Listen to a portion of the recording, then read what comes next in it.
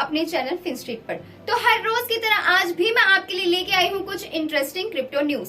तो जानने के लिए बने रहिए हमारे साथ वीडियो के एंड तक। तो चलिए शुरू करते हैं आज की न्यूज हेडलाइन से। पहले जो बड़ी खबर आई है क्रिप्टो मार्केट से वो है लूना के फाउंडेशन गार्ड द्वारा सेल किए गए बिटकॉइन को 100 बीटीसी से कम के एड्रेसेस द्वारा एब्जॉर्ब किया गया। दूसरी खबर में हम जानेंगे कि शिबा इनू के एनोनिमस क्रिएटर ने डिलीट किए हैं अपने सारे ट्वीट्स एंड डिलीट कर दिए हैं अपने सारे ब्लॉग्स। और तीसरी खबर में हम बात करेंगे कि मार्केट ने $60 मिलियन कर लिए हैं रिकवर, जिसके चलते बिटकॉइन ने रिक्लेम किए $30 के। तो ये थी आज की न्यूज हेडलाइंस। चलिए पहले बात करते हैं लूना के फाउंडेशन गार्ड की। तो लूना फाउंडेशन गार्ड ने बीटीसी को कर दिया है सोल्ड एंड इससे मार्केट थोड़ा शेकी होता हुआ शेकी मूवमेंट मार्केट का दिखाई दिया है। तो क्या है ये पूरी खबर, चलिए जानते हैं। देखिए डेटा के अकॉर्डिंग अपने वॉलेट्स में 100 से कम बिटकॉइंस रखने वाली जो एंटिटीज हैं, जो संस्थाएं हैं, उन्होंने एक तरह से डंप्ड बिटकॉइंस को रेक किया है। अब यूएसटी की डीपैगिंग ने एक तरह से एलएफजी यानी लूना फाउंडेशन गार्ड को टेरा इकोसिस्टम का सपोर्ट करने के लिए क्रिएट की गई एंटिटी को, संस्था को फोर्स किया था इस चीज के लिए कि 80K से ज्यादा बीटीसी को लिक्विडेट किया जाए। अब इससे क्या हुआ, टेरा की फेलियर से जो दोनों टोकन्स थे यूएसटी एंड लूना, उन दोनों की वैल्यू को रिक्रिएट करने में वो अनसक्सेसफुल हो गए, जिसके चलते इन्वेस्टर्स को भी काफी लॉस का सामना करना पड़ा। इन्वेस्टर्स को अपने पोर्टफोलियोज जो थे वो रेड में दिखाई दिए, उनको एक लॉस का सामना करना पड़ा। हालांकि क्रिप्टो एनालिटिक कंपनी ग्लासनोड ने ये रिवील कर दिया है कि 100 से कम बीटीसी वाली जो एंटिटीज हैं, जो संस्थाएं हैं, उनके द्वारा जो वॉल्यूम ऑफ सप्लाई है वो अप्रोक्सीमेटली 3 वीक्स पहले जो बैड डेज चल रही थी, जो एक्सप्लोजन चल रही थी, उसके बाद से ही 80,724 इंक्रीज हो गई थी। तो अब टेरा से जुड़े दोनों प्लेटफॉर्म्स पर साउथ कोरियन रेगुलेटर्स इन्वेस्टिगेट कर रहे हैं। ये अंडर मैसिव स्क्रूटिनी पर है। साथ ही पुलिस ने क्रिप्टो करेंसी एक्सचेंजेस को एलएफजी के जो अकाउंट्स हैं उनको भी फ्रीज करने के लिए बोल दिया है। और तो और इनके ऊपर कॉर्पोरेट फंड्स के जो विड्रॉल्स थे उन पर भी रोक लगा दी गई है, उन पर भी रेस्ट्रिक्शन लगा दी गई है। और अब जो अथॉरिटीज हैं वो कैश एंड क्रिप्टो ट्रांजेक्शन की डिटेल्स में जाने की कोशिश कर रही है।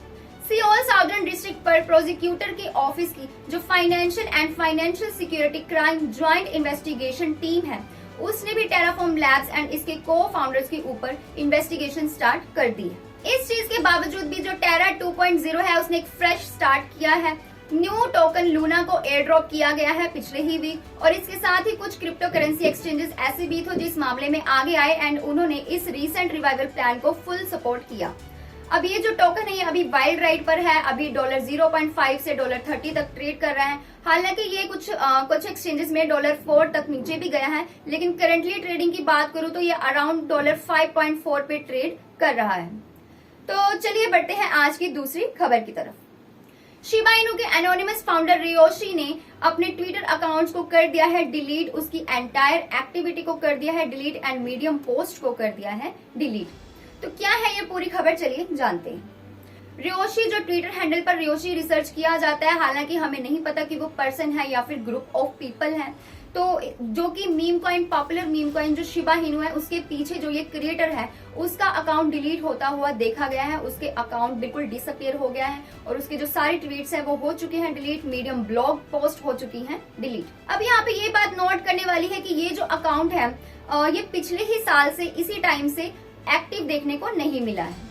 और कोइंसिडेंटली इसका जो लास्ट ट्वीट था रियोशी का वो मई 29, 2021 को देखने को मिला था, जो कि एक डेटा था फ्रॉम वेबैक मशीन का जिसे रिवील किया गया था। अब मीडियम पोस्ट जो रियोशी ने पोस्ट की वो भी बिल्कुल डिसअपियर होती हुई दिखाई दे रही है। इस टाइम पे कुछ भी उसके ऑफिशियल अकाउंट पर दिखाई नहीं दे रहा है। मोर ओवर कोई भी इंफॉर्मेशन वहां से नहीं आई है उनके ऑफिशियल अकाउंट से एसोसिएटेड विद मीम कॉइन।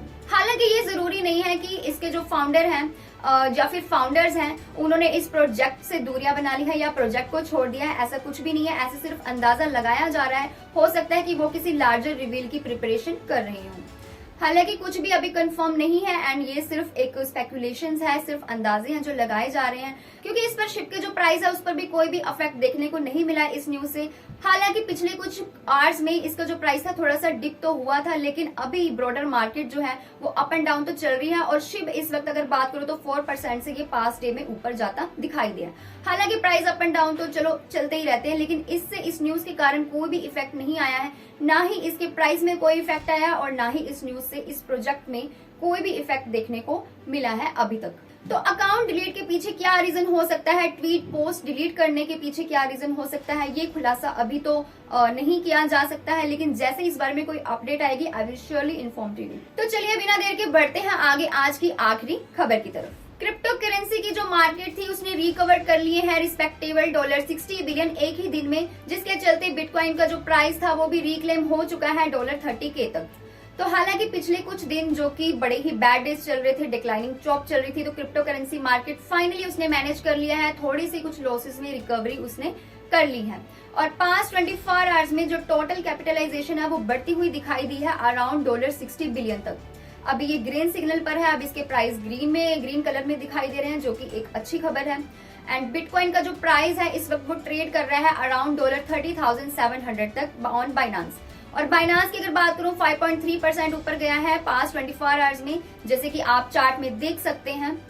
और यहाँ पे एक बात ये भी नोट करने वाली है कि जो बीटीसी है उसने पिछले वीक्स में एक रेड कैंडल्स का एक हिस्ट्री बनाई थी, कंजिक्यूटिव रेड वीकली कैंडल्स की, जिसको कि एक हिस्ट्री में, क्रिप्टो करेंसी की हिस्ट्री में पहला इवेंट ऐसा माना जा रहा था, जो पहली बार ऐसा हुआ था। हालांकि अब ये ग्रीन में आ चुका है और इसको ग्रीन में रखने के लिए एक डाउनलोड पैटर्न को ब्रेक करना होगा। इसके साथ ही अल्ट कॉइन्स का जो चार्ट है उसमें भी इंक्रीमेंट देखने को मिली है, उसके प्राइसेस में भी ग्रीन सिग्नल देखने को मिले हैं। तो जो पास्ट डे है एंटायर मार्केट का वो ग्रीन में ही दिखाई दिया है, जो कि एक बड़ी अच्छी खबर है, विद अल्ट कॉइन्स ऑल्सो, जो कि एक अच्छी खबर है क्रिप्टो मार्केट के लिए। तो इसमें इथेरियम अगर आप देखें तो अब 6.5% इंक्रीज हुआ है। सोलाना की अगर बात करें तो 8% से ज्यादा इंक्रीमेंट हुई है इसमें। तो यहाँ से हमारे पास कुछ और भी गेनर्स है, कुछ और ऐसी क्रिप्टो करेंसीज हैं, जैसे कि कार्डानो का ADA जो कि ऑलमोस्ट 12% तक ऊपर गया है। एंड सेम शिबा इनू के प्राइस में भी राइज देखने को मिला। यूनिस्वैप का यूनी ने गेन किया है 11.42%, हालांकि EGLD ने मैसिव 16.66% का गेन किया। हालांकि most of the crypto currency जो करेंटली ट्रेड कर रही हैं वो टॉप में ही ट्रेड कर रही हैं, ऊपर जाती हुई दिखाई दे रही हैं मिड टर्म रेंज में। और ये बहुत ज्यादा इंपॉर्टेंट भी था कि जो मार्केट है वो थोड़ी विजिलेंट हो जाए, वो थोड़ी ऊपर जाए।